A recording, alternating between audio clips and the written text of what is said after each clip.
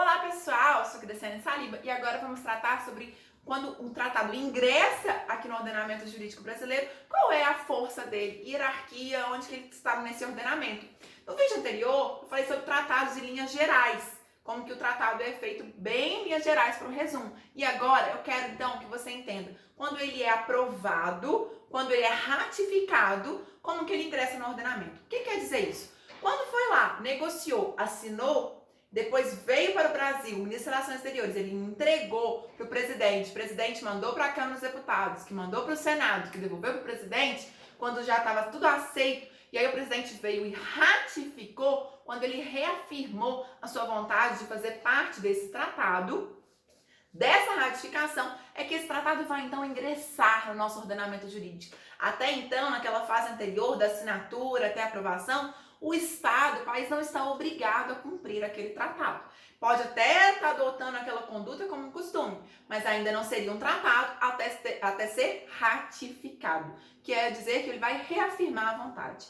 Quando então o tratado é ratificado, quer dizer que ele passou pela Câmara, passou pelo Senado e foi para o presidente. Normalmente ele é ratificado com uma força de lei ordinária. Lembra quando vocês viram uma pirâmide na faculdade? E aí, chamada até pirâmide de Kelsen, aí lá em cima a gente tinha a Constituição Federal, as emendas constitucionais, lei complementar, lei ordinária e por aí vai.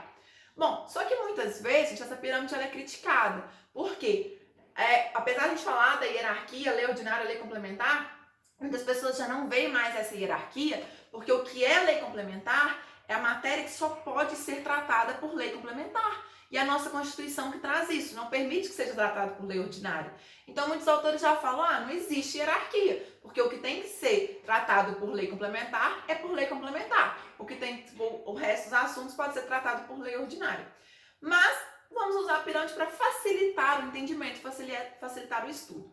Então, a gente vai ter a emenda constitucional, a Constituição, a emenda constitucional, lei complementar, lei ordinária e as seguintes. E aí, repare, a regra então é que esse tratado tenha sido aprovado com força de lei ordinária, porque o quórum é um quórum simples, não é um quórum qualificado para aprovar esse tratado. O tratado, gente, ele não é aprovado, ele não vira uma lei no Brasil. Ele é aprovado como um decreto.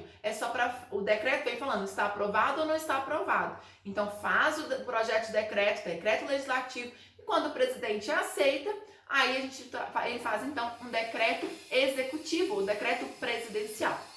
E aí sim, aprovou esse tratado, mas ele não vira lei, ele tem força de lei ordinária. A mesma força, o mesmo quórum de aprovação de uma lei ordinária, ok? Bom, Cristiano, então todo tratado tem força de lei ordinária? Não, gente, essa era a regra. E aí, com a emenda 45 em 2004, a gente teve uma modificação na Constituição.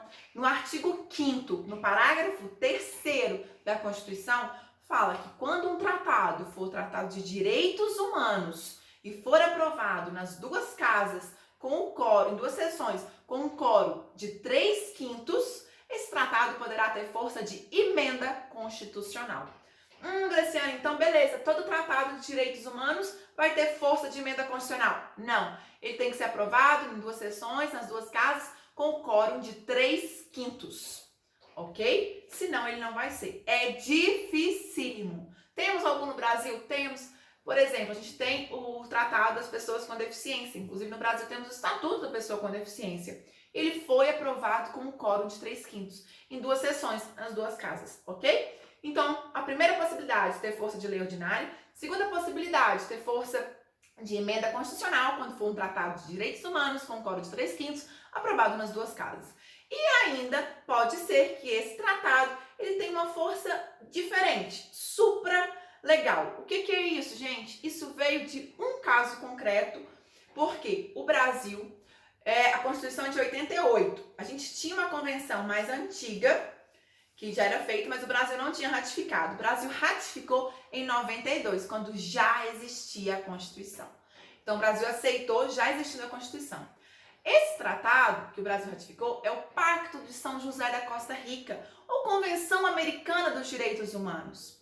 E lá nesse tratado fala que não poderia ter prisão civil, somente por caráter alimentar, ou seja, somente nos casos de pensão alimentícia. aquela pessoa que não pagou a pensão para o filho, e aí por isso poderia ser preso. Fora isso, não poderia ter prisão civil.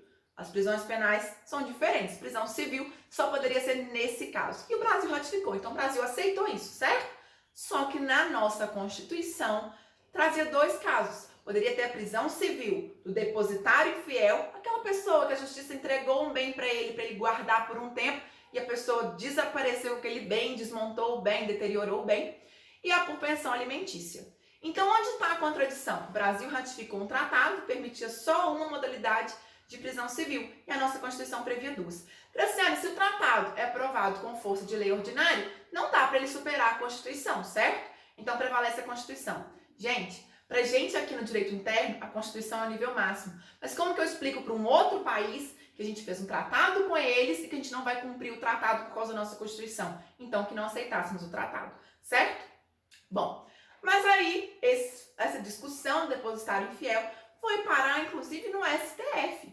E Gilmar Mendes fez um voto falando, olha, nesse caso, excepcionalmente, vamos dar uma força para esse tratado supralegal. Ele está acima da lei, mas está abaixo da Constituição. E a própria Constituição, segundo Gilmar Mendes, permite que esse tratado invalide, faça com que não seja aplicada aquela prisão do depositário infiel, porque no artigo 5º, no parágrafo 2º, fala o seguinte: os direitos e garantias expressos nessa Constituição não excluem outros decorrentes do regime e dos princípios por ela adotados, ou dos tratados internacionais em que a República Federativa do Brasil fizer parte. Então, com isso, qual foi a interpretação do voto do Gilmar Mendes, que foi um voto muito interessante? A interpretação é que, nesse caso do Pacto São José da Costa Rica, poderíamos, então, adotar o tratado, porque estava trazendo um direito a mais para o cidadão, ainda que ele não tenha uma força constitucional. Ok? E aí Gilmar Mendes chamou isso de força supralegal, falando que o tratado fica até acima da lei. Hoje não temos tanta essa necessidade, porque muita gente perguntou, Graciane, mas por que então ele não foi aprovado com um caráter de emenda constitucional, no caso do artigo 5º do parágrafo 3º aí? Porque, gente, quando esse tratado foi ratificado no Brasil, a gente não tinha o parágrafo 3º ainda. Então não tem como usar um artigo que, quando foi ratificado, ele não existia, ok? Já vimos então 3 correntes, que o tratado pode ter força de lei ordinária, emenda constitucional e supralegal. E por último, a gente tem uma última corrente, que é alguns internacionalistas que falam que o tratado pode ter um caráter supraconstitucional. Supra é acima. Vale mais que a Constituição? Como eu disse, gente, a Constituição, pra gente que tá aqui dentro, a gente olha, ela é a nossa lei maior, ela tá no topo. Mas para quem tá de fora do país, não conhece a nossa Constituição. E não importa para eles a nossa Constituição. Importa se a gente fez um tratado com eles, a gente vai ter que cumprir com um outro país, com um outro estado. Então, por isso que eles chamam essa força de supraconstitucional. Não podemos descumprir um tratado alegando que afronta o direito interno. Então, que não ratificássemos esse tratado. E aí, essa é a corrente supralegal, que é bem minoritária no país. A gente tem, então, uma corrente majoritária, força de lei ordinária e possibilidade de ter força de emenda constitucional de acordo com o artigo 5º, parágrafo 3º da Constituição. Se você gostou, dê o seu like e inscreva-se no canal para receber outros vídeos. Até mais!